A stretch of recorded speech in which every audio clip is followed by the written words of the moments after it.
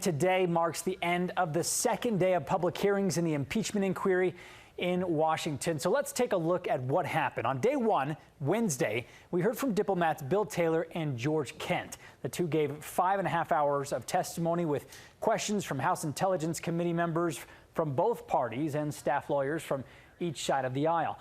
They mostly repeated the testimony that had already been given behind closed doors, focusing on diplomatic protocol and democratic norms and how they believed the president abused that power. Ambassador Taylor, in your decades of military service and diplomatic service representing the United States around the world, have you ever seen another example of foreign aid conditioned on the personal or political interests of the President of the United States? No, Mr. Goldman, I've not. Over the course of 2018 and 2019, I became increasingly aware of an effort by Rudy Giuliani and others, including his associates Lev Parnas and Igor Fruman, to run a campaign to smear Ambassador Yovanovitch and other officials at the U.S. Embassy in Kyiv. They were now peddling false information in order to extract revenge against those who had exposed their misconduct, including U.S. diplomats, Ukrainian anti-corruption officials, and reform-minded civil society groups in Ukraine. Republican Jim Jordan, he argued the president's actions were not inappropriate because the aid was ultimately released to Ukraine. But Democrat Adam Schiff has pushed back, saying the aid wasn't released until after the House learned about the whistleblower report.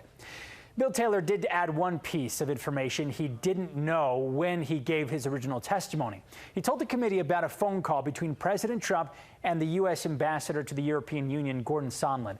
Taylor was not there for the phone call, but says his aide overheard the call one day after Trump's July 25th phone call with the Ukrainian president.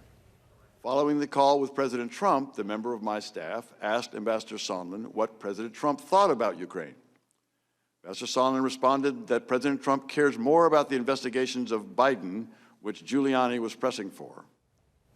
Well, the second day of hearings kicked off today with questions aimed at Marie Yovanovitch, who served as the ambassador to Ukraine until May this year. I worked to advance U.S. policy, fully embraced by Democrats and Republicans alike, to help Ukraine become a stable and independent democratic state. She says she felt threatened when the White House released the rough transcript of the call between President Trump and Ukraine's President Zelensky. I was shocked and devastated that I would feature in a phone call between two heads of state in such a manner where President Trump said that I was bad news to another world leader and that I would be going through some things. Yovanovitch also responded to President Trump's tweets during the hearing in real time. President tweeted, "Everywhere Marie Yovanovitch went turned bad," comments that she called intimidating.